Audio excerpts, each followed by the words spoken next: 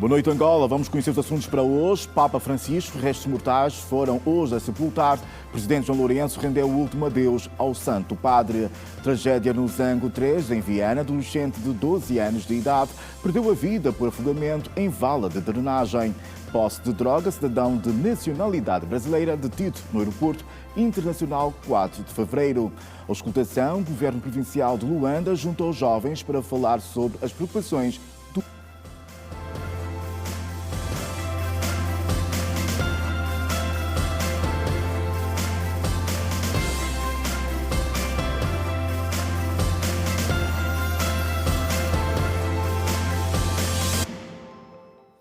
Boa noite, Angola. Foram hoje a sepultar os restos mortais do Papa Francisco, que reposa na Basílica Santa Maria Maior, em Roma. Cerca de 50 chefes de Estado e de Governo, incluindo o Presidente da República, João Manuel Gonçalves Lourenço, renderam o último adeus ao Sumo Pontífice, que perdeu a vida na última segunda-feira, vítima de acidente vascular cerebral. Tal como desejou em vida, de hoje até a ressurreição, o Papa Francisco descansará na Basílica de Santa Maria Maior, em Roma. Os restos mortais do líder 266 da Igreja Católica foram depositados na Basílica, que se encontra fora dos muros do Vaticano, pouco depois das 12 horas, em cerimônia privada, tal como deixou expresso no seu testamento. Segundo o comunicado emitido pela Santa Sé, o ritual teve lugar de acordo com as prescrições do Ordo Exequiarum Romani Pontificis, presidido pelo cardeal Camerlengo, na presença das pessoas indicadas na notificação relevante do Escritório de Celebrações Litúrgicas e dos parentes do Papa falecido, e foi concluído às 13h30, 12h30 em Angola. A descida da urna à sepultura foi antecedida por um cortejo que percorreu algumas ruas de Roma. Durante a transladação do corpo do Sumo Pontífice até a Basílica de Santa Maria Maior, onde foi sepultado, partindo da Basílica de São Pedro, local que acolheu a missa do corpo presente, que foi dirigida pelo cardeal Giovanni Battista Re, decano do Colégio dos Cardeais. Ao longo do cortejo, acenos, aplausos e fortes emoções. A missa foi testemunhada ao vivo por milhares de pessoas que acorreram à Praça de São Pedro. Entre os presentes, vários chefes de Estado, monarcas, líderes de instituições internacionais, representantes diplomáticos e milhares de fiéis que quiseram acompanhar de perto a última despedida do Papa Francisco, o primeiro não europeu em mais de 1200 anos de história a dirigir a Igreja Católica. Sem cardeais, Angola foi representada na cerimônia ao mais alto nível. O Presidente da República, João Lourenço, acompanhado da Primeira-Dama, Ana Dias Lourenço, também prestou a última homenagem ao Papa nascido na Argentina e batizado como Jorge Mário Bergoglio. O último adeus ao Papa, muitas vezes descrito como bem-humorado, foi testemunhado por pelo menos 400 mil pessoas, entre as que acorreram à Praça de São Pedro e as que estiveram nas avenidas de Roma, por onde passou o cortejo fúnebre, de acordo com o Ministério do Interior da Itália. O Papa Francisco deixa um forte legado para o mundo cristão e não só, por ser uma figura que dedicou a sua vida à solidariedade, à promoção do amor ao próximo e à proteção dos mais desfavorecidos. Jorge Mário Bergoglio nasceu na cidade de Buenos Aires, capital da Argentina, a 17 de dezembro de 1936. Descendente de imigrantes italianos, Francisco era o mais velho de um total de 5 filhos. Jorge Mário Bergoglio terá sido sacerdote em cumprimento de uma promessa. Francisco terá visto seu amor por uma mulher rejeitado. Por isso, abraçou o amor a Cristo, cumprindo assim a palavra dada à mulher por quem estava apaixonado durante a sua adolescência, dizendo que se não a tivesse como esposa, então se tornaria padre. Com uma vida feita num ambiente religioso, depois de se graduar como técnico em Química, com 21 anos ingressou no Seminário da Companhia de Jesus em 1958, onde se formou em Filosofia. Em 1969, graduou-se em Teologia. No mesmo ano, Jorge Mário Bergoglio foi ordenado sacerdote no dia 13 de dezembro, pouco tempo antes de completar 33 anos.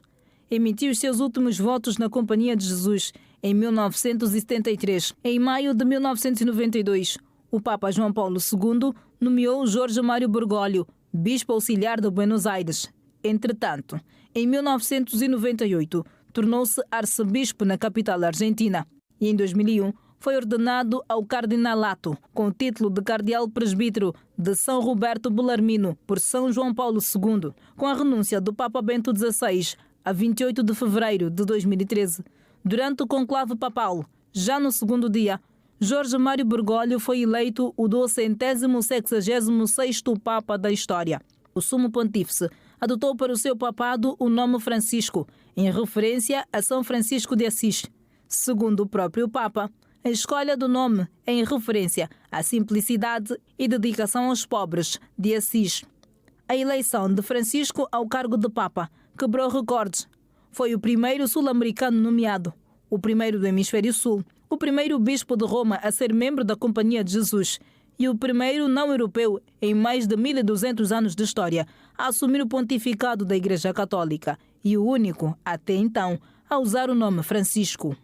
Ao longo de 12 anos de pontificado, o Papa Francisco fez cerca de 50 viagens para dentro e fora da Itália, visitando ao todo mais de 65 estados e territórios. O Papa Francisco introduziu reformas que ficam marcadas na história da Igreja e do mundo cristão, como a reforma da Cúria, governo central da Igreja Católica, a bênção a casais homossexuais, a elevação de mulheres para posições de relevo no Vaticano e a luta contra abusos sexuais e escândalos dentro da Igreja. No seu pontificado, Francisco falou de tudo um pouco acerca da situação mundial, das guerras e vendas de armas, sobre as quais sempre foi muito crítico, ao combate à desigualdade e à defesa do multilateralismo, passando pela defesa dos migrantes, a do meio ambiente, entre outros assuntos. Entretanto, aos 21 de abril de 2025, terminou o pontificado e a obra de Jorge Mário Bergoglio, o Papa Francisco, que fica conhecido como aquele que a Igreja foi buscar ao fim do mundo, o sacerdote bem-humorado, o defensor dos menos favorecidos, com um percurso marcado pela simplicidade. Um adolescente de 12 anos de idade perdeu a vida neste sábado numa vala de drenagem localizada no Zango 3. A nossa equipe de reportagem testemunhou várias tentativas de resgate do corpo do menor, que só foi graças à intervenção de um grupo de 7 jovens lavradores de carro que estavam no local quando tudo aconteceu. O Serviço de Proteção Civil e Bombeiros foi acionado, mas não chegou a tempo. A bacia do Zango 3, com mais de 4 metros de profundidade e cerca de 15 de largura, encontra-se cheia de água, em consequência das chuvas que têm caído na capital angolana. Mas papá, como é? Essa vala agora, vê lá, o criança morreu. Essa pessoa está no Zango 3. Por que não tira aquela pessoa que está no Zango 3? Nós estamos passando mal. Vala está acabando toda a gente aqui, vala. Então vamos começar a lavar aqui na vala. Sem experiência ou técnicas de resgate, um grupo de 7 jovens lavadores de carros mergulharam para procurarem o corpo do adolescente de 12 anos que caiu na vala e se afogou. Nós estávamos aqui, nós lavamos o carro aí em frente, de repente vimos algumas crianças que estavam a correr, a gritar que se afogou aqui criança. Como nós chegamos no princípio, como nós se atiramos, aí naquelas mediações, nós lhe pisamos ali, eram 2. A primeira que se afogou, tinha lá um menino, tentou salvar o outro, também escapou de se afogar, saiu e foi que começou a gritar ajuda. Até como nós chegamos para nós lhe tirar, mas não estamos a conseguir, só lhe pisamos, não estamos a conseguir lhe tirar porque não temos fôlego suficiente. Depois de quase 3 horas, o corpo do menor foi resgatado. Esta não é a primeira vez que uma pessoa perde a vida de afogamento nesta vala. Onde ele caiu, me direcionaram na posição, fiquei a procurar média de 10 ou 15 minutos à procura. Os meus colegas que estavam comigo disseram que ele estava mesmo aí e eu aprofundei e encontrei o corpo. Tirei o corpo do menino, meti fora, caiu o corpo. Estava muito fundo, tinha muita lama, pó de cacos, sacos. Mas graças a Deus, Deus lhe deu uma força, conseguimos tirar o filho alheio que está aí, que se encontra aí naquele estado. Eu digo assim, nesta lagoa não é pela primeira vez que caem pessoas a morrerem, né? Não sei se Deus está comigo ou está conosco. É a segunda pessoa que eu retrato aqui a tirar nesta lagoa. O pai do menino disse que recebeu a notícia quando estava a trabalhar. Triste mesmo. O apoio do Serviço de Proteção Civil e Bombeiros, mas sem sucesso. Já se faz 2 horas a caminho das 3. e nós ficamos aqui dentro da água. Os bombeiros chegaram, olharam, atrás com a ocupação da polícia também. Não tardou, ignoraram, foram. Nenhuma notícia nada até agora. Foram, até agora não voltaram, o corpo recuperamos. Com meus amigos já estamos aqui. Nós trabalhamos aqui na pilaca de lavagem de carro. Com meus amigos, assim, 1, 2, 3, 4, 5, 6, somos 6. Com aquele outro que foi com o motoqueiro também, manda no mesmo bairro conosco. É que nos ajudou a tirar o corpo. Estamos aqui sem uma notícia do bombeiro nem nada. Tem que saber pelo menos uma satisfação para nós, se basta como. Por ser uma situação recorrente, os moradores apelam por uma intervenção urgente. Digo aqui do Zango, já está há muitos anos e não sou eu a dizer quando pode se fechar a vala, mas apelamos à administração municipal do Calumbo que tenha atenção nesta vala, senão vamos perder muitas crianças. Hoje é um menino desconhecido, mas será um mais próximo. Então, o certo mesmo é tentarem acabar com esta vala. Os afogamentos ocorrem na maior parte das vezes na bacia de retenção da primeira paragem do Zango 3, um lugar muito frequentado pelas crianças da localidade. Angola foi o país que registrou mais mortes por cólera em março e o quarto com mais casos notificados de um total de 25 países afetados pela doença, segundo o relatório da Organização Mundial de Saúde. Segundo o documento, foram registados no primeiro trimestre deste ano 116.574 casos de cólera e 1.514 mortes em 25 países, sobretudo em África, sendo Angola o terceiro país da região africana com mais casos e o segundo com mais óbitos desde o início do ano. Entre 1 de janeiro e 30 de março de 2025 foram notificados 66.689 casos de cólera em 16 países da região africana, com destaque para o Sudão do Sul, República Democrática do Congo e Angola. Durante o mesmo período, registaram-se 1.336 mortes em 14 países africanos, sendo os números mais elevados registados no Sudão do Sul, em Angola, e na República Democrática do Congo. Dos 383 óbitos em Angola entre 1 de janeiro e 31 de março, 116 ocorreram na comunidade, com uma taxa de letalidade de 3,9%, a mais elevada a nível mundial,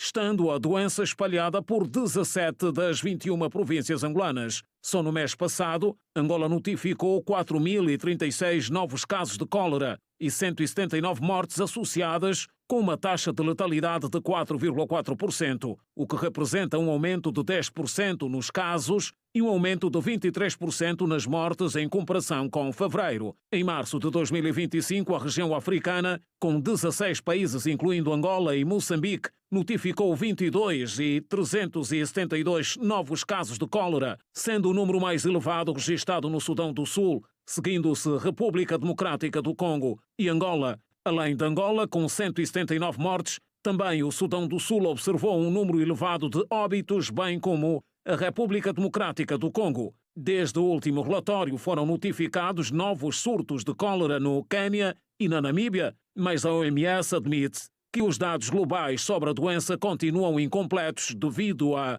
subnotificação e atrasos na notificação, aliados a fenómenos meteorológicos extremos e conflitos em alguns países. O projeto Mês Azul reuniu neste sábado mais de 200 pessoas no Centro Cultural do Zango 2 para abordar o autismo em Angola. Temas como o diagnóstico, a rede de apoio e a necessidade de assistência de uma equipa multidisciplinar também foram analisados durante o encontro.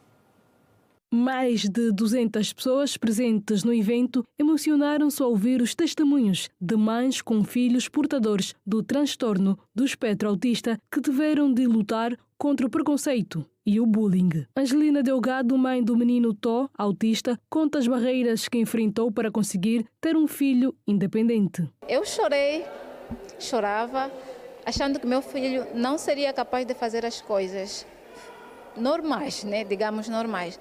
Mas hoje eu choro vendo meu filho fazendo coisas que eu nunca pensei que ele fosse fazer. A inclusão escolar continua a ser uma das principais barreiras enfrentadas por quem vive e convive com as crianças. Neide Valentim explica que a filha de 12 anos nunca frequentou a escola. Olha, ela tem muita vontade de aprender.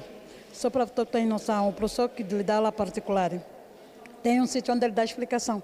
E ela todos os dias de manhã sai da cama às 6 horas, toma o seu banho rápido, porque quer ir na escola. Por mais que você lhe fale, não, não vai, fica aqui, o professor vai vir. Ela, não, quero ir.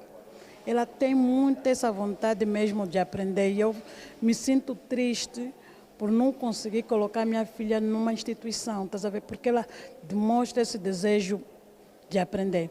Então, com essa bolsa, meu Deus, eu só tenho mesmo que agradecer. Estou super feliz. Neste sábado, o projeto Mês Azul reuniu várias pessoas no Centro Cultural Zango 2 para abordarem sobre autismo em Angola. Temas como diagnóstico, bullying, a rede de apoio, uma equipa multidisciplinar estiveram em abordagem. Vem alusivo ao mês de abril, não é mês alusivo à consciencialização do aspecto autista, e nós queríamos trazer um evento abrangente, não é? Que pudesse ser inclusivo, que pudesse trazer pessoas das mais diversas franjas da sociedade a reunir-se num espaço para conversarem sobre a questão do autismo em Angola. Mas, acima de tudo, procurem especialistas.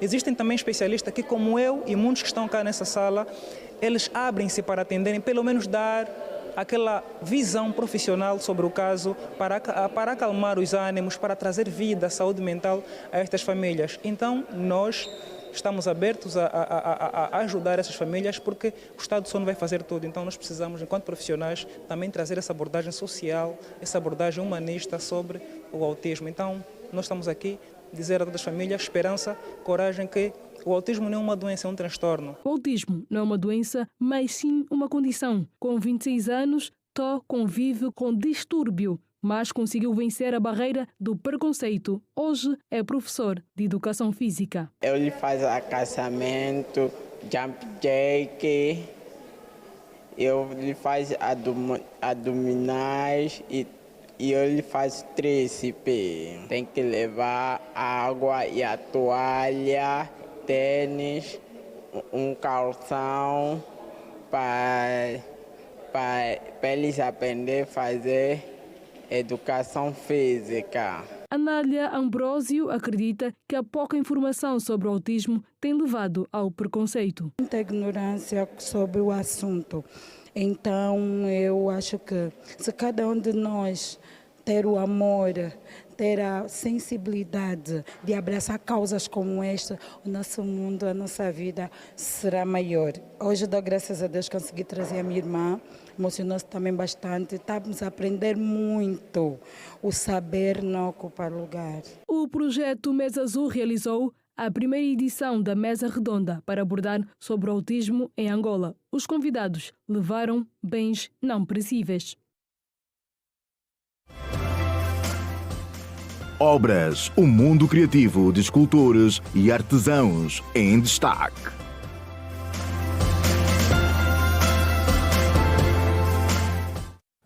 Um cidadão estrangeiro de nacionalidade brasileira, de 21 anos de idade, foi detido pelo Serviço de Investigação Criminal no Aeroporto Internacional 4 de fevereiro, depois de ter sido detectado a transportar droga do tipo cocaína, dissimulada no estômago e no fundo de uma mala de viagem. Foi apresentado este sábado um cidadão estrangeiro de nacionalidade brasileira de 21 anos, detido no Aeroporto Internacional 4 de fevereiro, em Luanda, depois de ter sido detectado a transportar droga do tipo cocaína dissimulada no estômago e num fundo falso de uma mala de viagem. A informação foi avançada pelo Serviço de Investigação Criminal. A detenção ocorreu no momento do desembarque de passageiros do voo da Companhia Aérea de Bandeira Nacional TAG Angola Airlines, que escalou o território nacional no dia 21 de abril, tanto por volta das 5 horas e 30 minutos, tanto as primeiras horas do dia.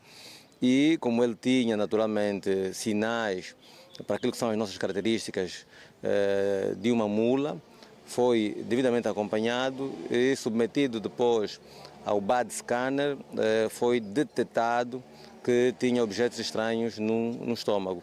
É assim que o SIC tanto fez a separação deste passageiro e depois de uma verificação mais forte, em sede também de interrogatório, permitiu conhecer a existência desta ingestão da droga do tipo cocaína. O total de 40 cápsulas, tanto sendo 39 que vieram no estômago, a outra via retal, e pesadas essas cápsulas de um total de 755 gramas. Estamos a falar de quase 1 quilo de droga que estava a ser transportada no estômago.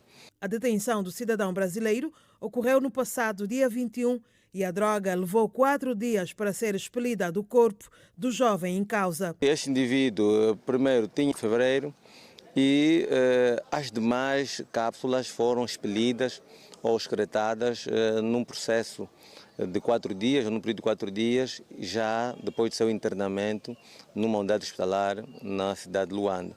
Como sabe, dado mesmo a perigosidade que está submetido este indivíduo, ou seja, está sujeito quando alguém ingere esse tipo de droga, foi preciso mesmo termos esse acompanhamento médico, primeiro aqui salvaguardar a vida humana e depois, naturalmente, todo o resto pode-se processar. Era mesmo no sentido de ser acompanhado para qualquer alteração clínica ter tanto auxílio médico.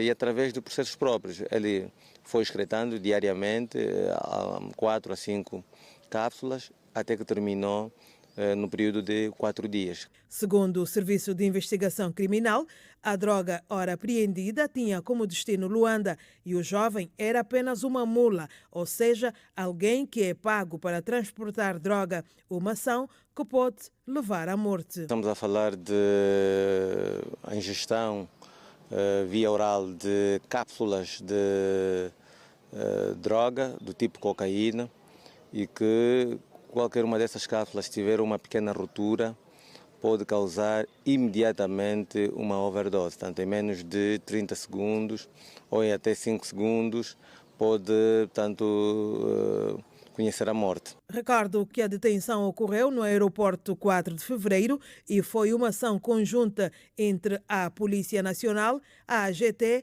e o Serviço de Migração e Estrangeiros. Mais de 3.000 jovens participaram do encontro de auscultação neste sábado com o governador provincial de Luanda, Luís Nunes. A falta de emprego, acesso à habitação, entre outras questões sociais, dominaram o encontro.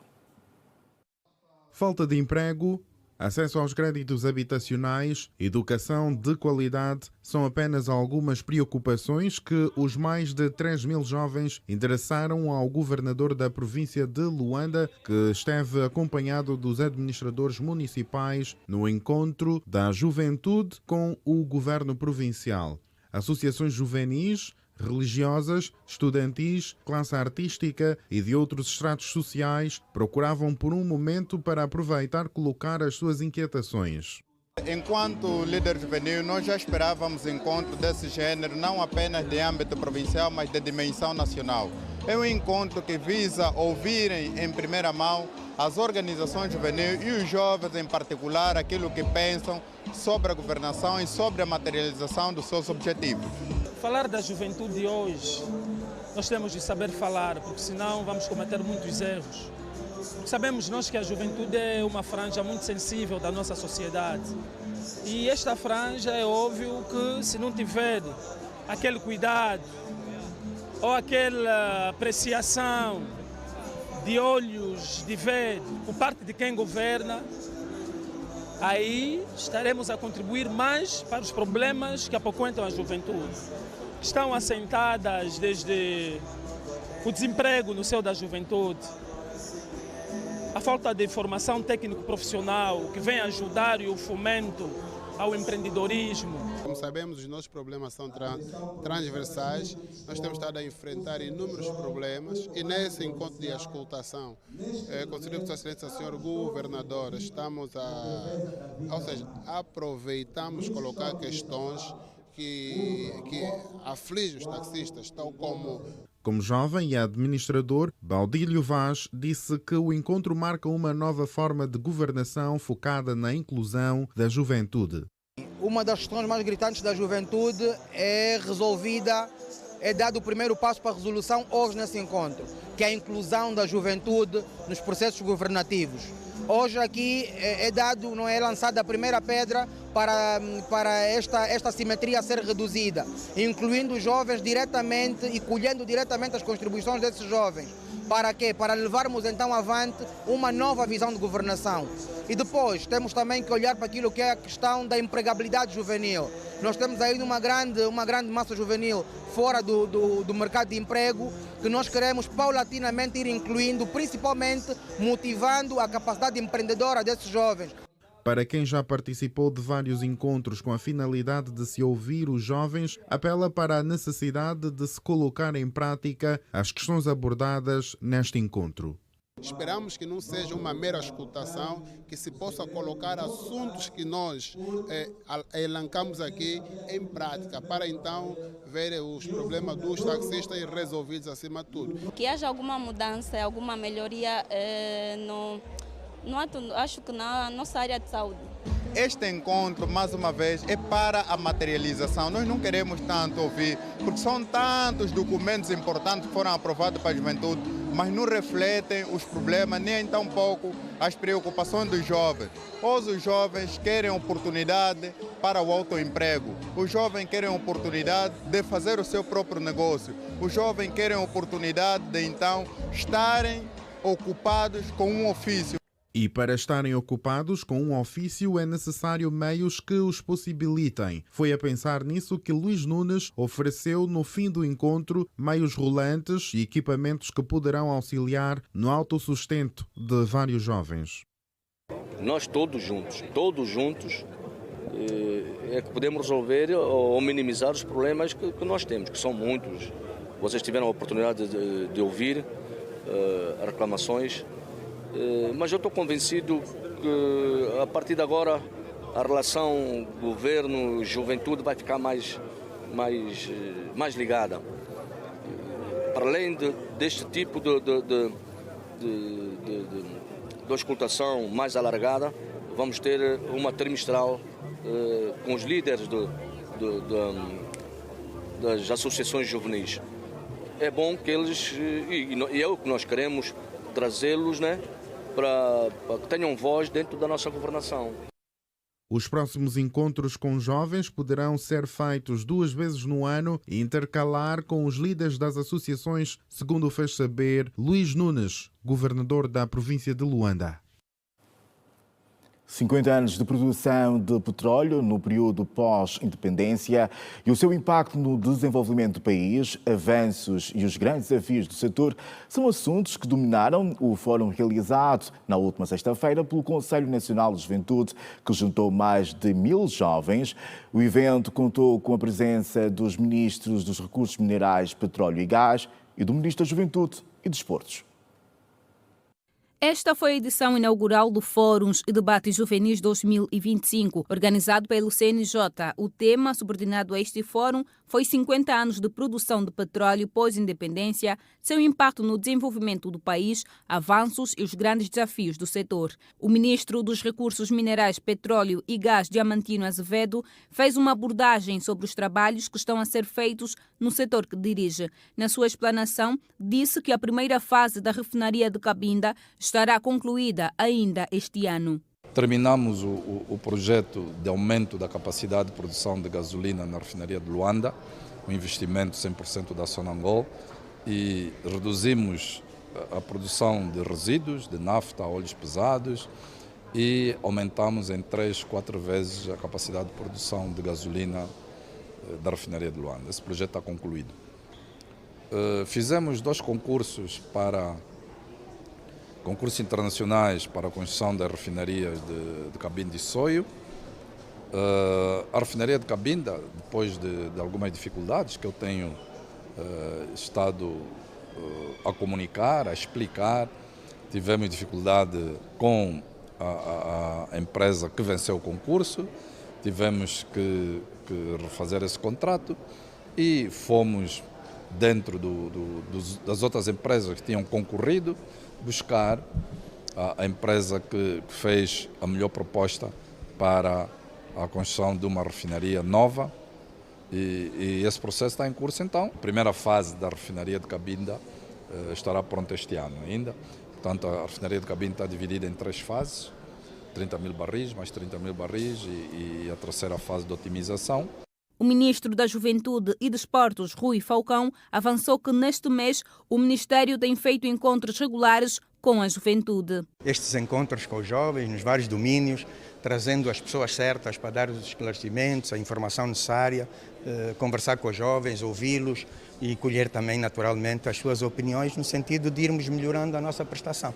É isso que temos estado a fazer. O Plano Nacional de Desenvolvimento da Juventude está aprovado. Portanto, o que nós estamos a fazer é executar as diferentes tarefas. Esta é uma delas.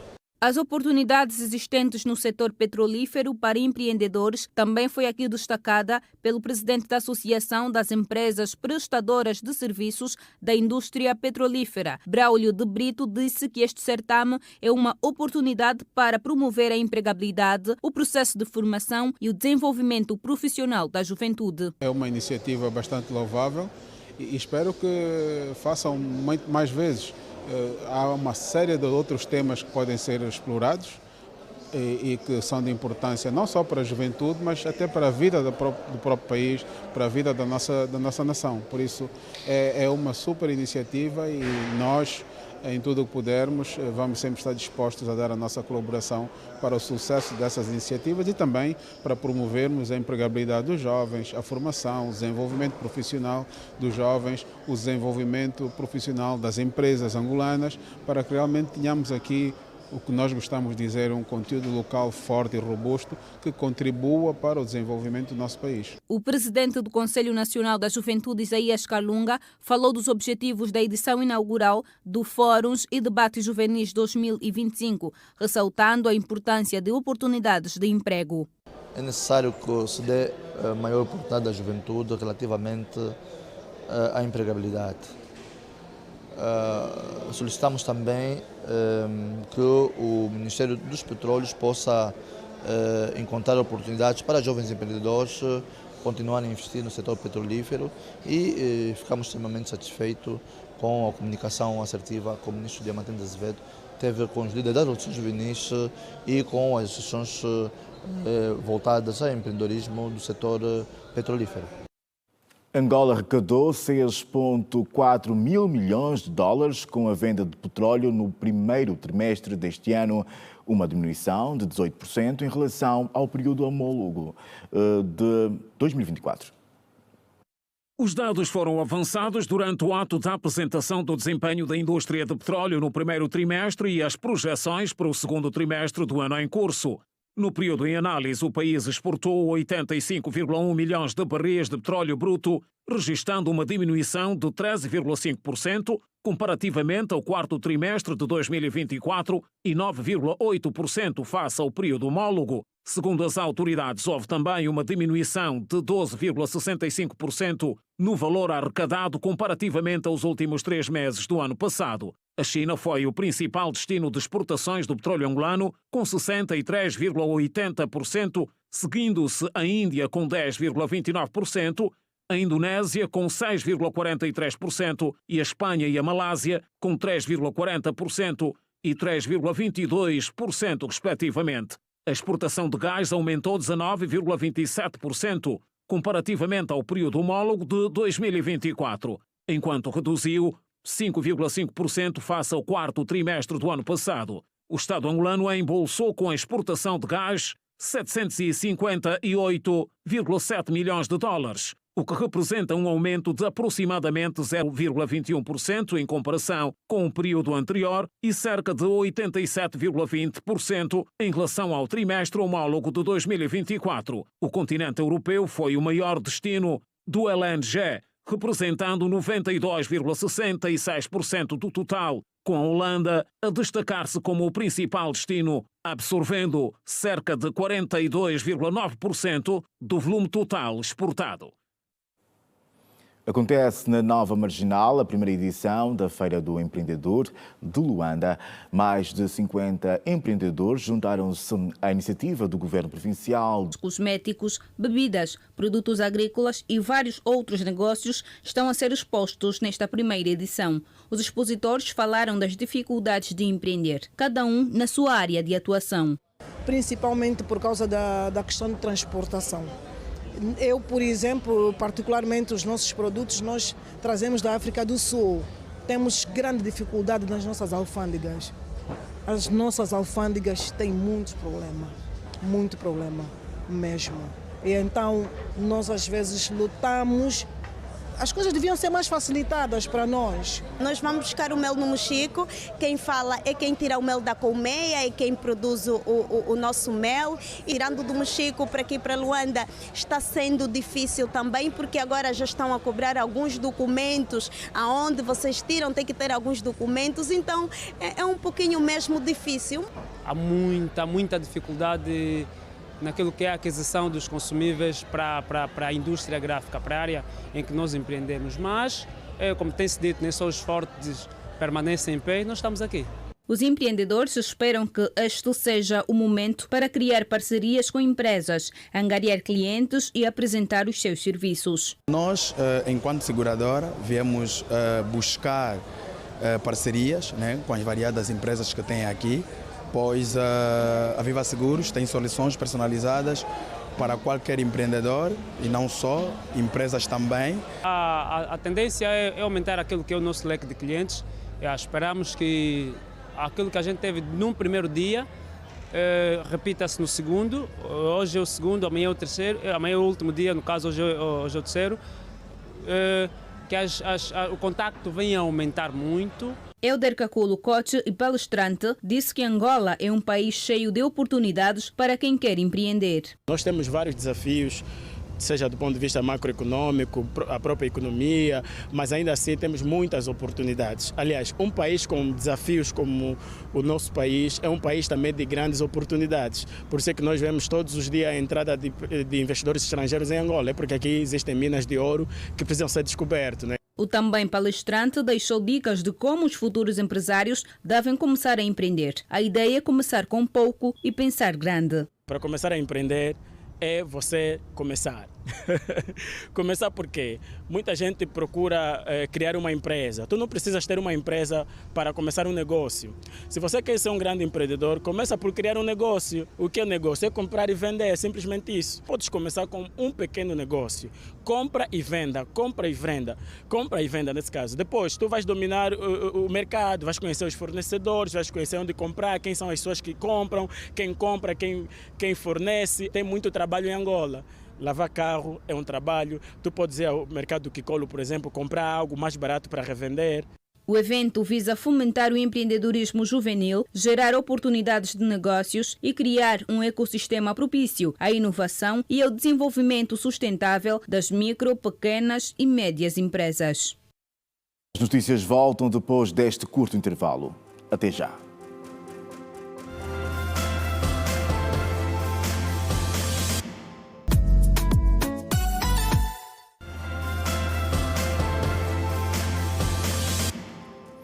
Renovados votos de boa noite, Angola. Seja bem-vindo à segunda parte do Girassol Jornal, edição de sábado. No extrato da reportagem desta semana, viajamos pelo mundo criativo de escultores, artesão e o percurso de peças da nossa cultura, pedaços do que somos e do nosso imaginário.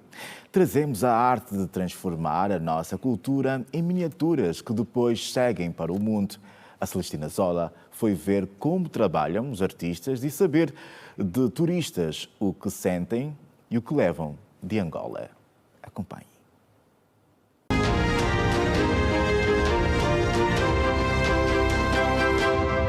O artesanato é também um produto para o turismo, que se concentra na experiência de conhecer e interagir com a herança cultural de um determinado destino. Das mãos de artesãos são esculturas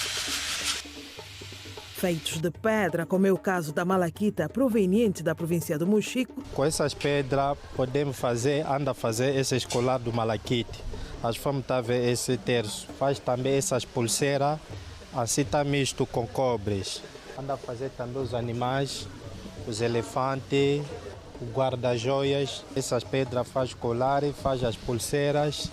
Ou de madeira, retirada dos matos de Angola. São peças de pau preto. Este aqui é o palda, que é esta madeira que não é. Essa castanha que a gente vai castanhada. Este aqui é panga-panga. Este opaco vem de capé. Nós cuspimos as nossas peças de arte com a madeira pau preto, pau rosa, pau ferro, e panga-panga. Esse material vem mais das províncias, principalmente a província do Zaire.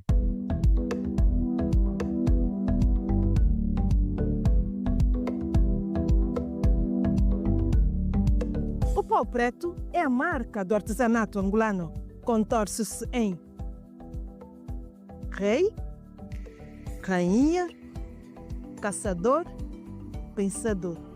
Nessa reportagem, trazemos escultores, artesãos e o percurso da nossa cultura, o retrato de quem somos e do nosso imaginário, esculpido em pedra e madeira.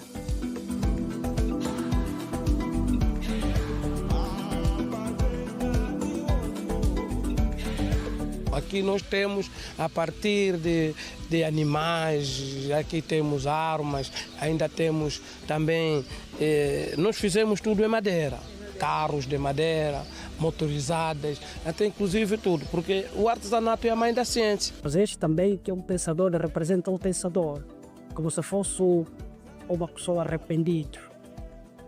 Ele se arrependeu, porque está aí em pensativo, porque ele às vezes acabou de perder de tudo que ele tinha. Este barco representa que é o cacuá.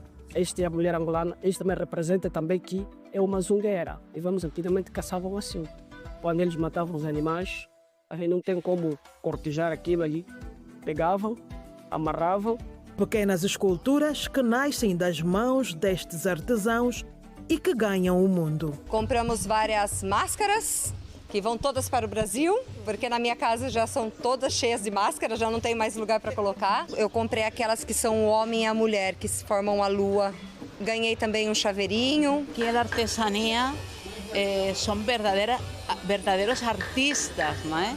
Que são capazes de plasmar a vida, não é? Vamos a levar para a Espanha. E nós gostamos muito de colocar em Navidad o presépio de África, não é? Eu vim aqui ver as Pantera Negra e as pedras. Já compraram muitos Pantera Negra lá na China. Está vindo agora.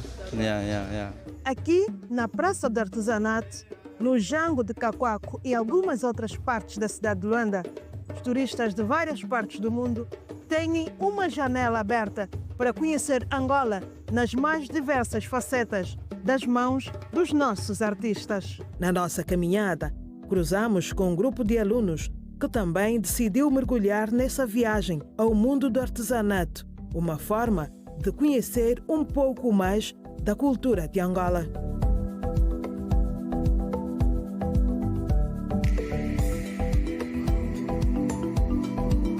As artes que são feitas aqui e o modo como é que os meninos a partir de hoje vão passar a valorizar o que é nosso. Há mesas que são feitas noutros países, mas nós aqui encontramos mesas com desenhos dos animais do nosso país. As pessoas gostam muito de artesanato, mesmo os que vêm aqui, quase nos últimos dias, assim, eles falam, preciso de pegar algumas coisas para levar para lá, para, sei lá, trabalhadores culturais ou artistas de países vizinhos, né? Que eles também têm artesanatos, eles que têm quase a mesma coisa, assim, mas mesmo eles gostam. Tudo começa com este pedaço de madeira.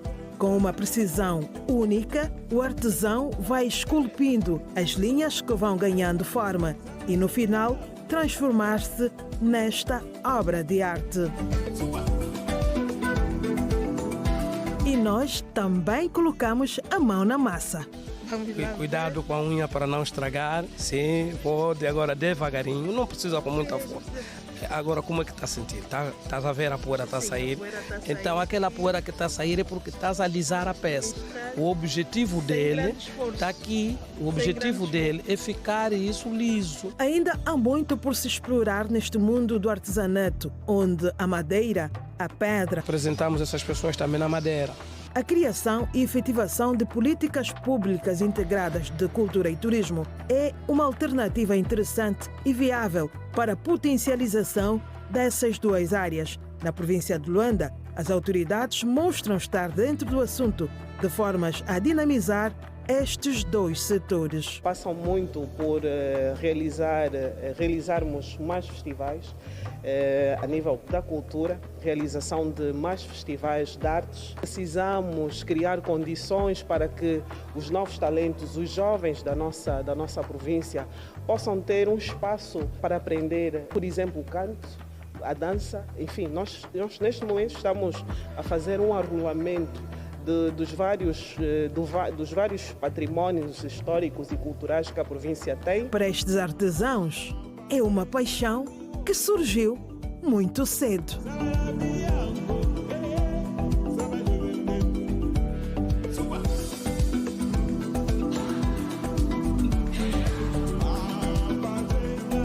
O que me interessou, eu gosto desse trabalho, desde o pequeno. Representa a minha vida, praticamente, porque eu vivo disso. Não era o meu desejo de aprender, gostava para ser carpinteiro.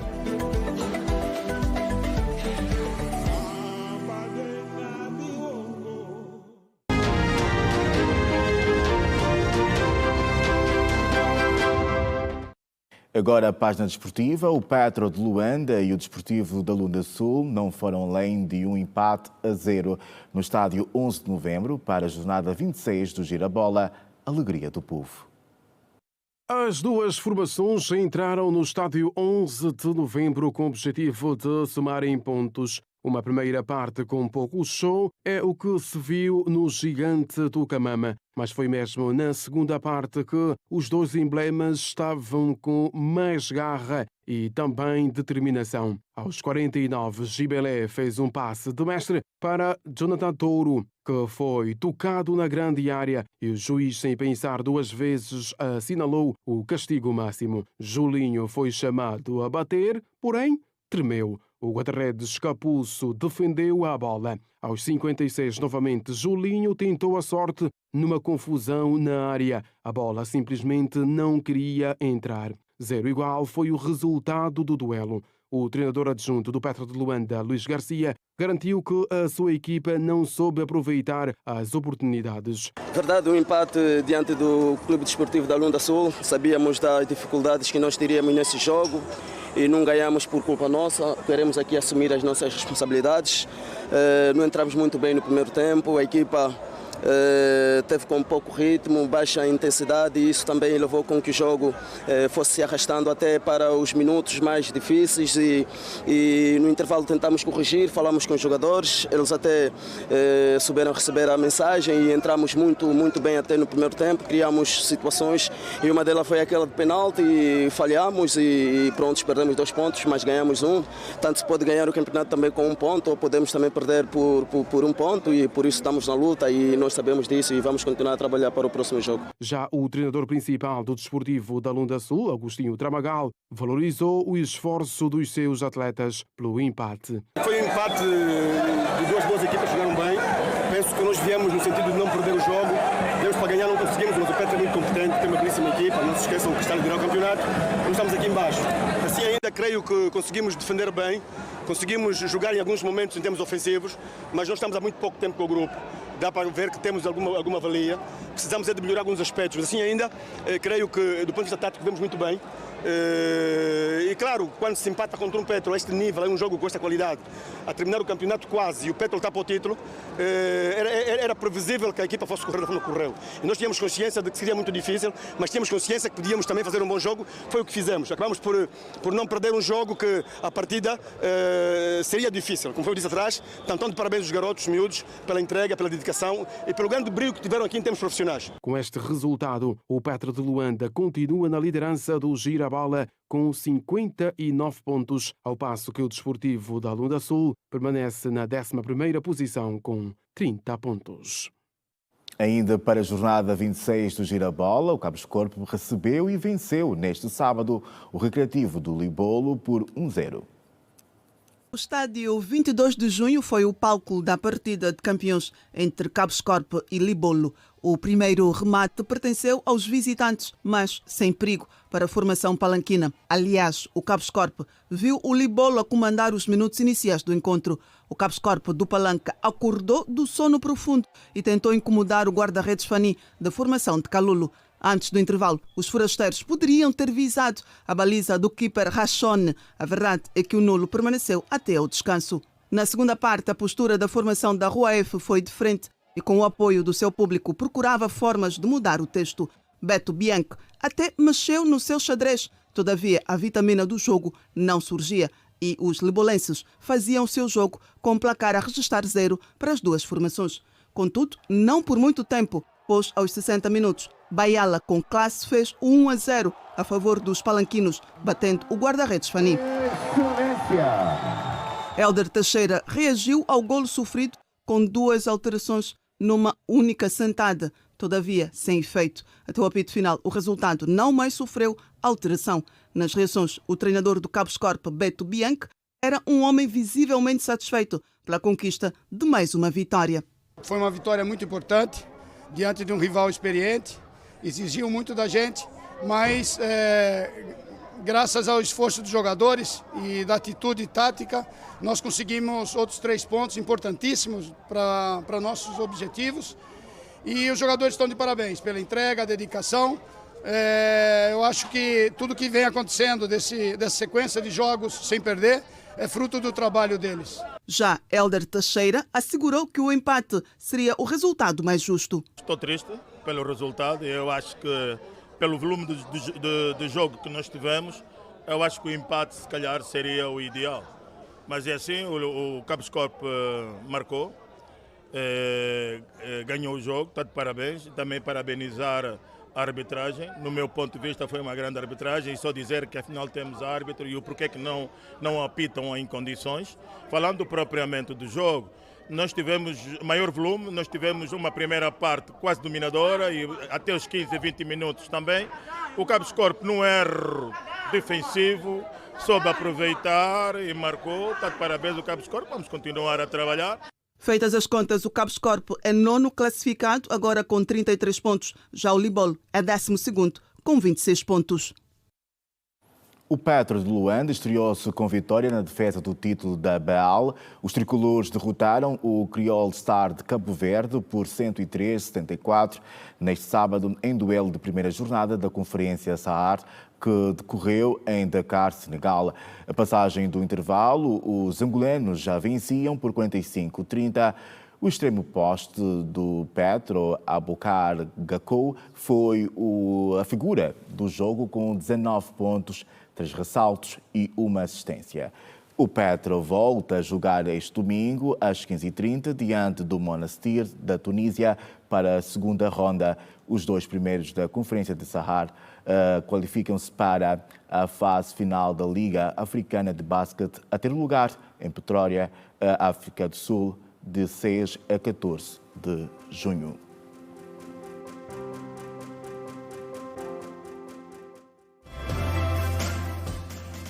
Páscoa Promaica, reflexões em destaque.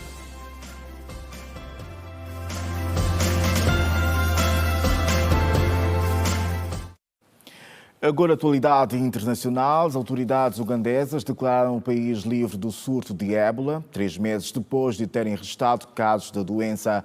O anúncio foi feito pelo Ministério da Saúde ugandês neste sábado.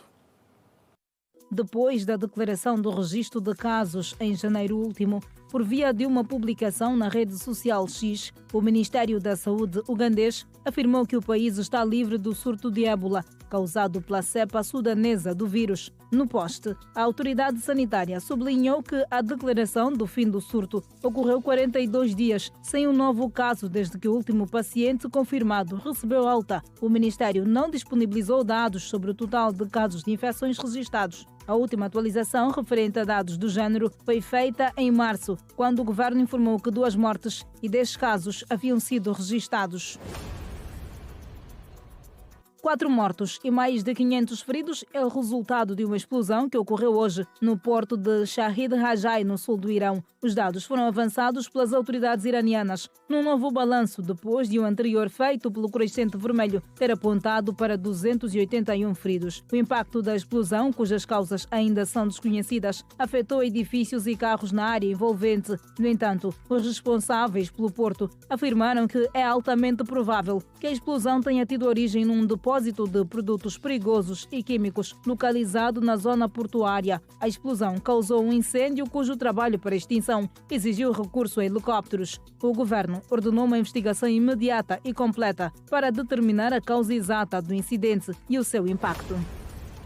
O Hamas pode estar disposto a chegar a um acordo de cessar-fogo para Gaza, que deve incluir a libertação de todos os reféns em troca de 5 anos de trégua com Israel. Segundo a France Press, um responsável do Hamas, que falou sob anonimato, afirmou que o grupo está pronto para uma troca de reféns pelos prisioneiros palestinianos de uma única vez e para uma trégua que pode durar entre 5 e 7 anos. Segundo a Reuters, fontes próximas às negociações afirmaram que o Hamas espera obter apoio entre os mediadores para sua oferta. Com vista a um acordo, o cessar de mídia do Hamas afirmou que a ideia de uma trégua ou a sua duração não é rejeitada pelo grupo, que está pronto para discuti-la no âmbito das negociações. O representante do grupo palestiniano afirmou que o Hamas está aberto a qualquer proposta séria para acabar com a guerra. E as notícias internacionais levam-nos a mais um intervalo. Este é o Girassol Jornal, edição de sábado. Não sai daí, volte connosco a seguir o intervalo.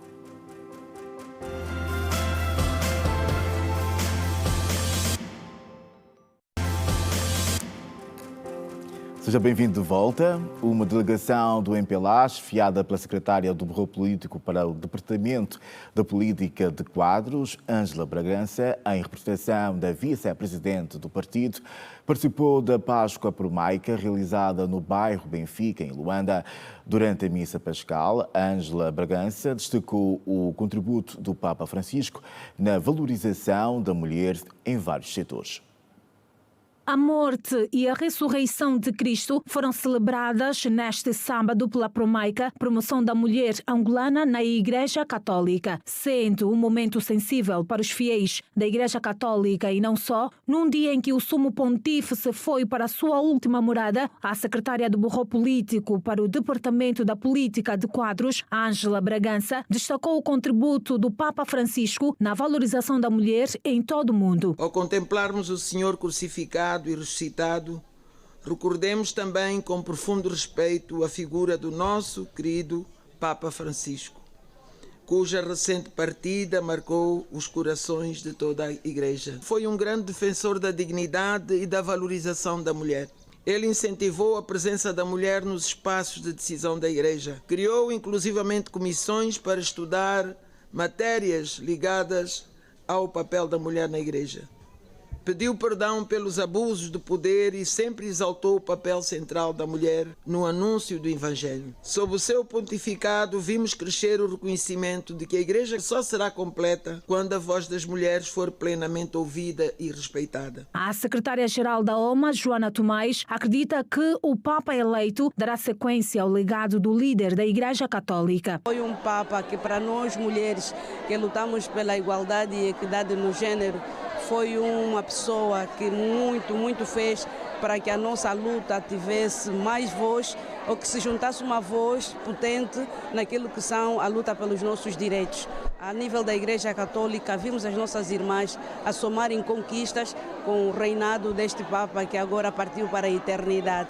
Acreditamos que o Papa que vai ser eleito também vai dar sequência neste trabalho que muito tem feito, tem dado bons resultados, porque vimos que a mulher na Igreja Católica está a ocupar alguns espaços que até bem pouco eram muito dominados, muito mais por homens. Para a secretária do Bureau Político para o Departamento da Política de Quadros, o espírito de Páscoa deve permanecer no seio das igrejas. Continuamos com o espírito da Páscoa, um espírito de amor, e podemos aqui ver inclusivamente que estavam senhoras de outras confissões religiosas No fundo, é um pouco daquilo do legado de Francisco. E o padre aqui disse bem, somos angolanos, temos que valorizar o nosso país.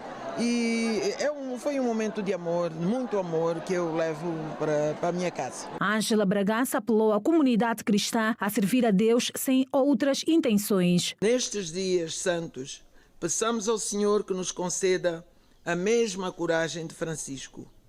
Coragem para servir, sem buscar honras, sem buscar benefícios, e para falar em nome dos que não têm voz, e para construir comunidades onde toda a mulher seja valorizada, protegida e inspirada a assumir o seu papel de liderança no reino de Deus. Aliás, é este o lema da Promaica. Nossa missão é promover a mulher, mostrando caminhos, apoiando como podem ter, para que a mulher e com ela a família toda sejam capazes de autossustentar-se. A Promaica, promoção da mulher angolana na Igreja Católica, nasceu na Diocese de Benguela em 1990 por iniciativa e inspiração do então bispo daquela diocese, Dom Oscar Lino Lopes Fernandes Braga.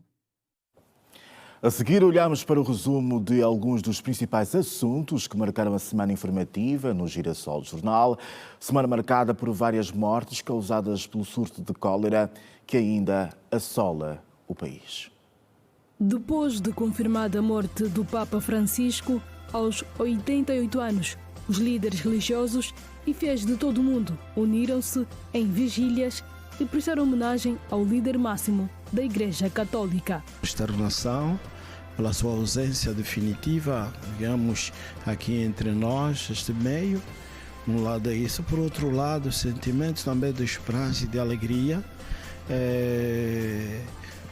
vendo também de ação de graça e agradecimento por tudo aquilo que o Papa fez, enfim, a sua vida, o seu ministério como Papa, e depois, enfim, os vários aspectos da vida social, da família que ele tocou, empenhou-se, enfim, foi um verdadeiro pastor, digamos, da Igreja Universal.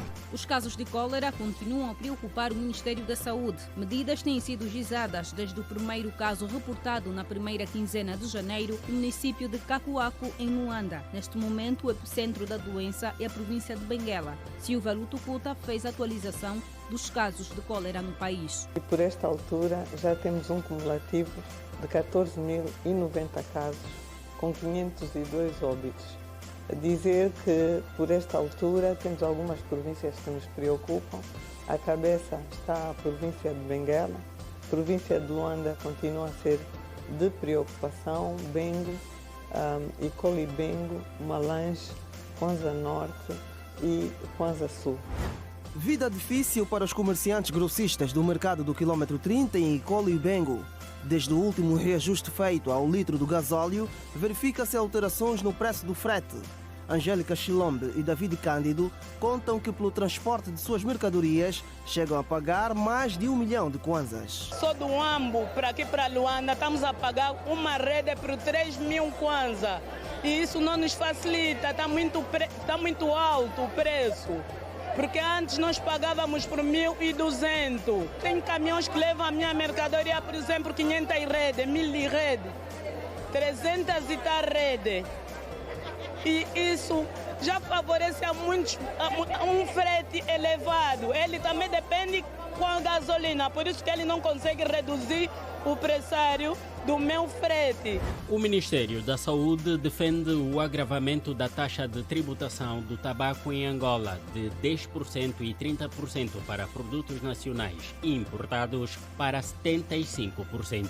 A medida, segundo o secretário de Estado da Saúde, Pinto de Souza, visa controlar a comercialização e combater o uso do tabaco para diminuir o número de mortes no país pelo consumo do tabaco. O tabaco continua a ser uma das principais causas evitáveis de doenças e mortes prematuras no mundo e em particular em Angola, onde se estima que 8.000 angolanos morram todos os anos devido ao consumo de tabaco. O seu consumo está associado a doenças cardiovasculares, respiratórias e a diversos tipos de cancro.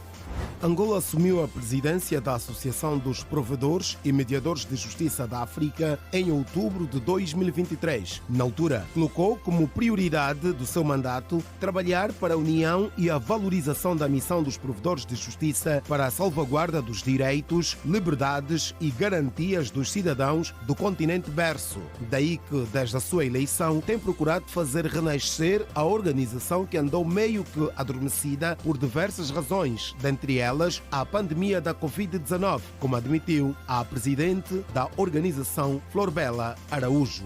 Nós conseguimos reunir por via online regularmente. Já reunimos também na África do Sul, o ano passado, tantas formações, como ainda há pouco tempo fizemos uma formação a nível dos provedores na Zâmbia. Angola também, na qualidade de presidente da Associação dos Provedores, assinou um acordo de cooperação. Angola, à semelhança de muitos países, tem sofrido com os fenómenos nefastos resultantes das alterações climáticas. Um cenário que levou o Executivo a tomar medidas urgentes tendentes a minimizar os seus impactos socioeconómicos. O dado foi avançado pelo Presidente da República, João Lourenço. Para este ano, o Executivo estabeleceu algumas ações prioritárias. Para o ano em curso, foram estabelecidas pelo Executivo angolano algumas ações prioritárias, das quais destaco a apresentação até o mês de setembro à Convenção Quadro das Nações Unidas para as Alterações Climáticas, da Contribuição Nacionalmente Determinada, NDC 3.0, com metas ambiciosas e realistas para a redução da intensidade carbónica. William Shakespeare, o maior escritor de língua inglesa de todos os tempos, é a figura eleita para hoje no quadro Personalidade da Semana. Acompanhe o resumo biográfico com o jornalista Bravo da Silva.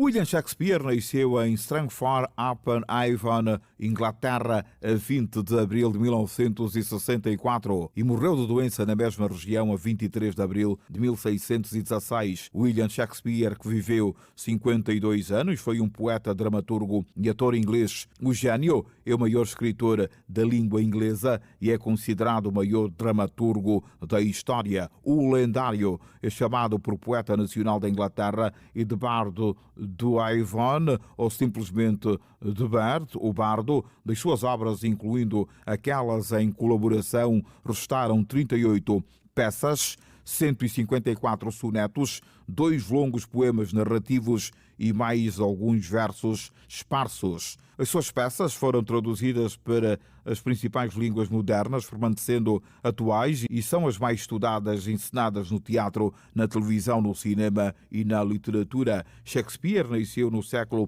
XVI, na era elisabetana, época especialmente estimulante para os artistas. Aos 21 anos, em 1585, William começou uma carreira bem-sucedida em Londres como ator, escritor e um dos proprietários da companhia de teatro Lord Chamberlain Man, mais tarde conhecida como Kingsman. Restam poucos registros da vida privada de Shakespeare e existem muitas especulações sobre assuntos como a sua aparência física e crenças religiosas. Shakespeare produziu a maior parte da sua obra entre 1590 e 1613. As suas primeiras peças eram principalmente comédias e obras baseadas em eventos e personagens históricos, géneros que ele levou ao ápice do talento artístico no fim do século XVI. A partir de então, escreveu apenas tragédias até por volta de 1608, incluindo Hamlet, Rei Lear e Macbeth, consideradas algumas das obras mais importantes da língua inglesa. Shakespeare foi um poeta e dramaturgo respeitado na sua própria época, porém a sua reputação só viria a atingir o nível em que se encontra hoje no século XIX. Entre as principais obras de William Shakespeare, destaca para a comédia O Mercador de Veneza e as tragédias Romeu e Julieta, o mais aclamado romance de todos os tempos, além de Hamlet, Otelo, O Mouro de Veneza, Rei Lear e Macbeth. E assim estão contadas notícias na edição de sábado do Girassol Jornal. Angola, boa noite, fique bem. Até o nosso próximo encontro.